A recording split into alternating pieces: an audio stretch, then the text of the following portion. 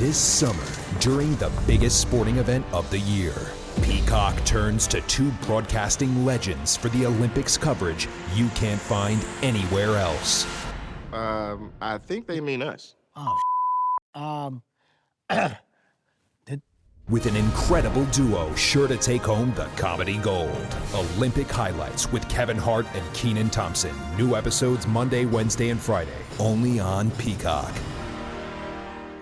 Back here on Sid and Friends in the morning. This, of course, the Tuesday edition and a huge show about to come your way. Elise Stefanik in the 8 o'clock hour. Lee Zeldin in the 9 o'clock hour.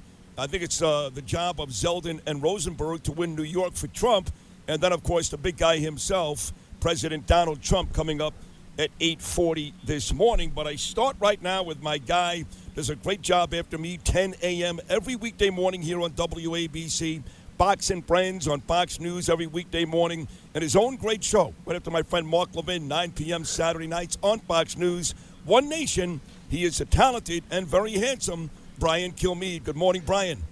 It's good to be woken up by the first person to really talk to me today. I'm realizing that now. No one talked to me because I'm in my office just working, and the first words I hear is I'm handsome. Yes. So this is a great start. Damn right. And I'm going to tell you this, like Steve Ducey and Ainsley, they talk to you because they get paid to. I talk to you because I like you. Oh, I'm honored. I do like you better now. You are very positive. You're the Anthony Robbins of morning radio. Well, let's stay positive because before we get to the politics and Trump, years and years ago, this is an old story, but it's true. Brian Kilmeade and Sid Rosenberg almost worked together doing sports in the late 1990s.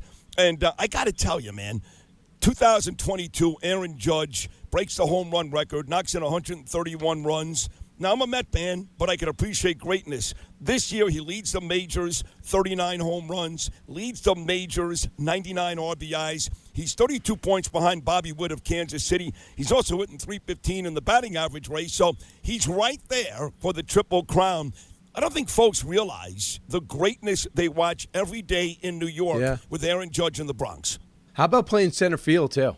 I mean, playing center field most of the time, and he's got to run. He's got a track meet every day, running everything down. The guy's really good with the glove. The other thing is he's embraced that leadership. It's not just because he's tall and good.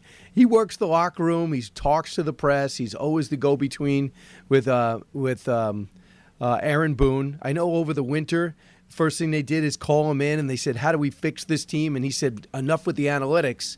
We got to start playing baseball again. And if anything else, they also said, can you get the analytics guys not to deal directly with the players? Make them go through management. Because here you have a manager telling you to do one thing, and then in comes the computer guy or woman and says, no, this is what you do. And it was confusing the players. So little things like that he's gotten involved in. And now with very little protection in the lineup, he's doing this now. Imagine when Stanton gets back. Right. Stanton getting back now, and they added Chisholm. He had 2 home runs last night, the Miami Marlin outfielder. So it does look like he's going to get some help. And you and I are both Met fans, and they started the year 0-5. A lot of us thought they'd be the worst team in baseball. They don't lose now. 6 games over 500, clobbered Minnesota last night. Another bunch of home runs. Alonso goes yard again. And the question is very simple.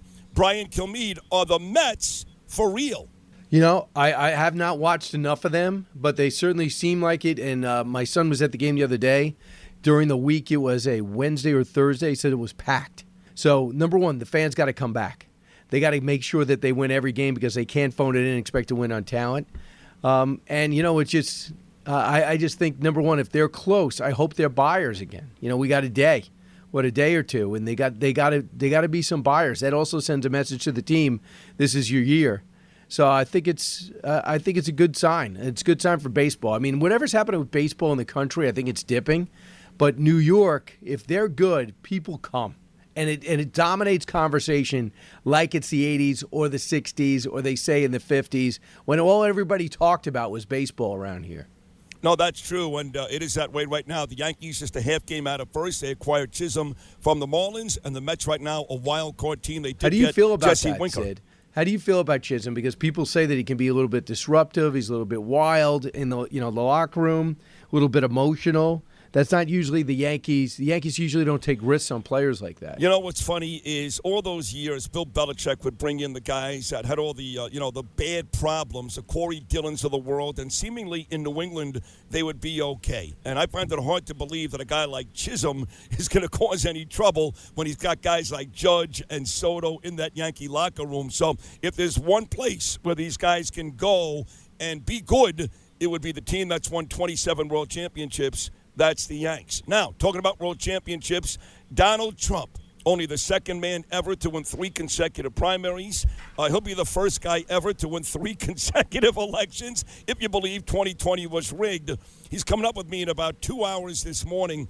He has had an unbelievable couple of weeks, Brian Kilmeade, from an assassination attempt to now taking on somebody else in this election with Harris seemingly replacing Joe Biden. The numbers are changing just a bit. What's your feeling on President Trump and the likelihood of him winning this morning?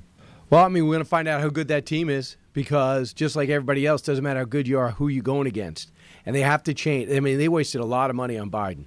And it's not fair. It's unprecedented. But with 100 days left, they got to totally change and go back and change their approach. Look, it's the same policies. I get it. But I also think you got to take into account it's a woman. And you got to say, instead of saying, well, how you feel about Kamala, just think about voters.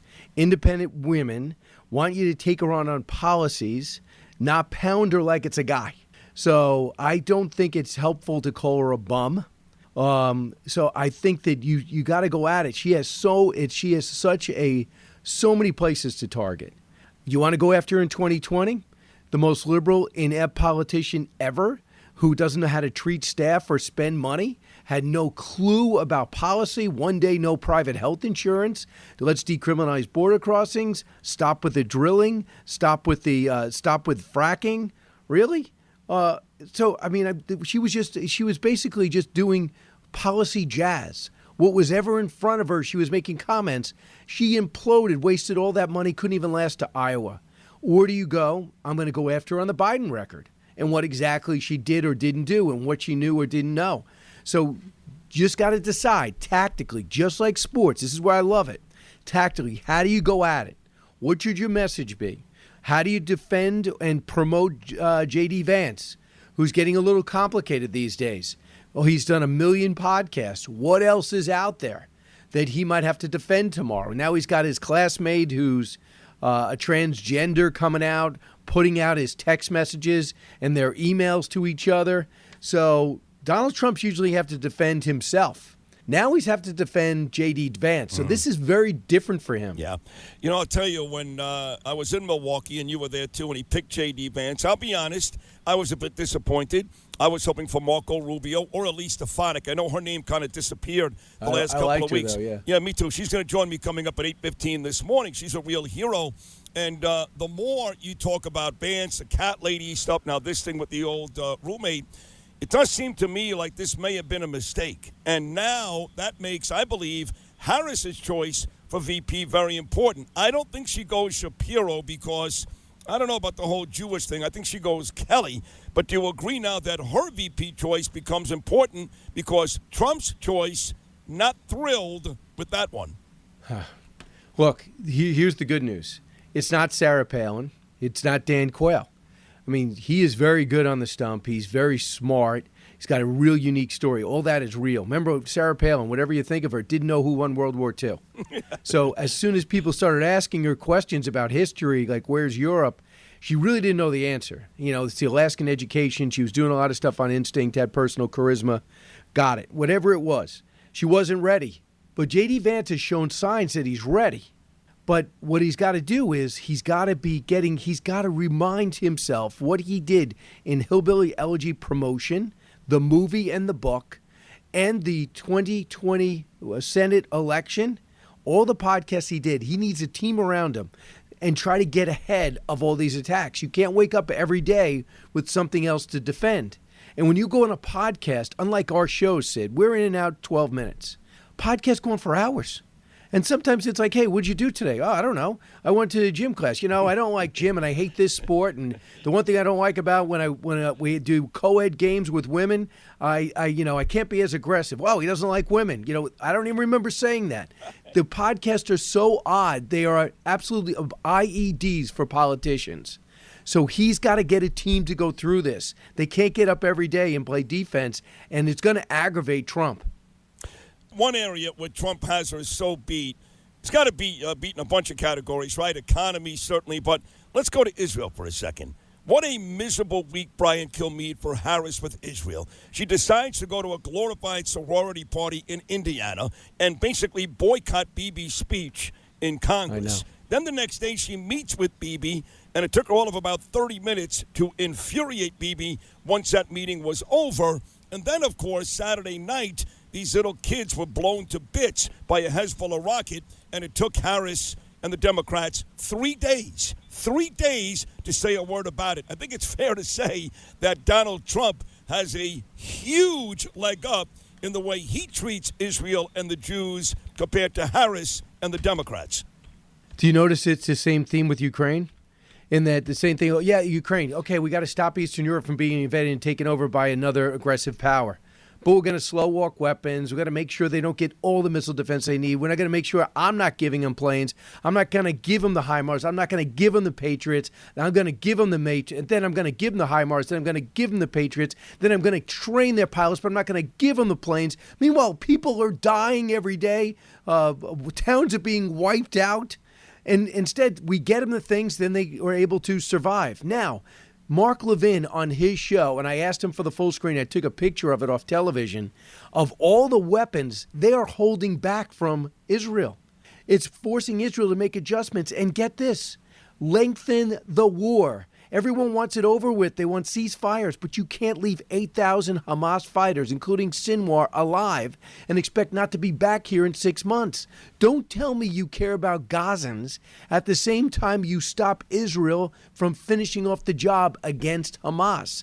And now, when it looks like their number one ally is equivocating, Hezbollah sees an opportunity, and they take it, and they kill 12 kids, all under 17, playing soccer in an open field, who aren't even Jewish, but they're Israelis, they're Druze, who also are located in Lebanon. So you have a real opportunity there to talk about how these barbarians are just aiming at children who make up a population that they're evidently sharing a country with. But they don't do anything like that. All they do is try to get a ceasefire because they're thinking of one thing, and it is Michigan. That's right. That's all they care about. And to me, that upends 80 years of American history. I want to go one local note here, and that is the race for mayor. We know that Brad Lander is in the race. Mayor Adams is going to try to win again. I think it's impossible for him. I'm not talking about Curtis on the right side, okay? The left side, we're looking at Eric Adams, Brad Lander, and in all likelihood, Andrew Cuomo. Your thoughts on what's looking like early on a packed Democrat race for mayor?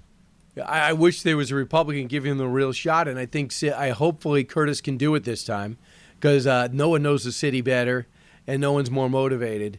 But having said that, this guy comes in and he's trying to stop Mayor Adams every step of the way when it comes to the money that he's being wasted, the money that he's spending, the no-bid contracts that are out there.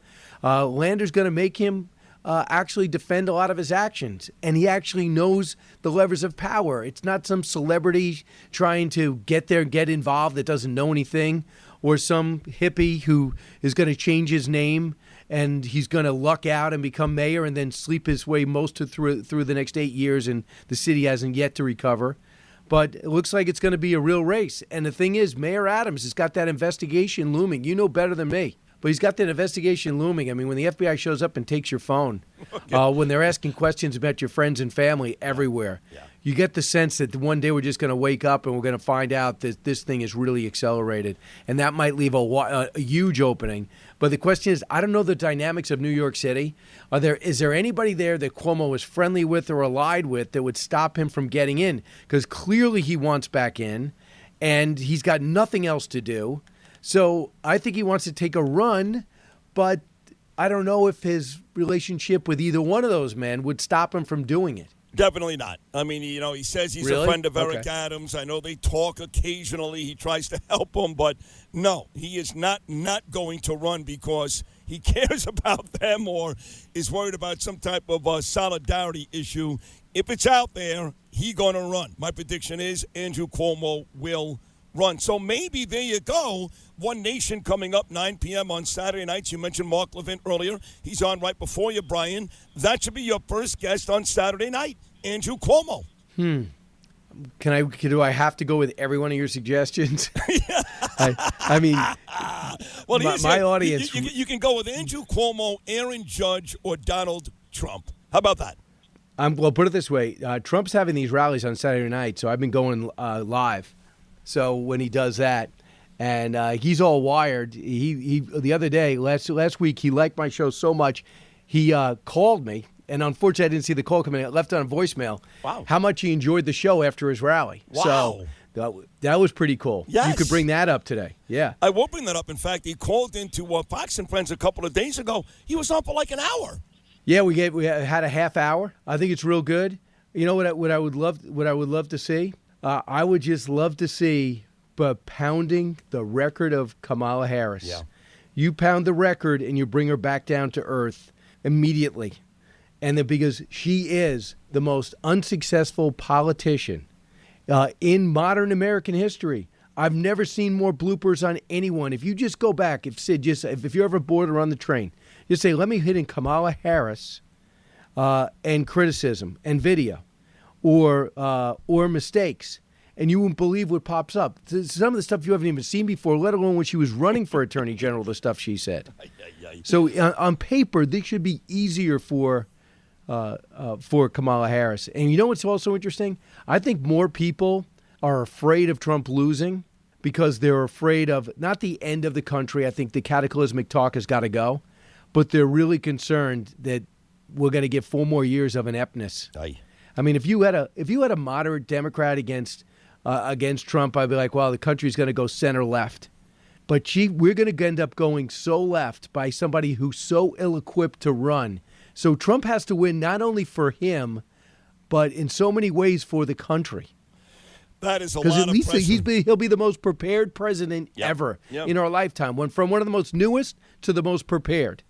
All true. Brian, as always, excellent appearance. We'll all be listening 10 o'clock this morning, watching Fox News, watching One Nation on Saturday nights. And let me leave you with this, okay? Stay within yourself, Kilmeade. How about that? Thank you very much, Sid. I didn't have to say it. You know what? I'm going to get you a T-shirt. I've made T-shirts for it. So there you go. Have a good time today, buddy. You're great. I love you. Thank you. All right. Go get him. Go get dressed. Okay, there he is, my man Brian Kilmeade. He follows me at 10 o'clock. Folks, don't go anywhere. Big show. Curtis Lewa, Joseph Tacopina, Lee Zeldin, Elise Stefanik, and yes, the big man himself, President Donald Trump. He's coming up at 8:40 this morning. We roll on Tuesday morning. Sid and Friends in the morning.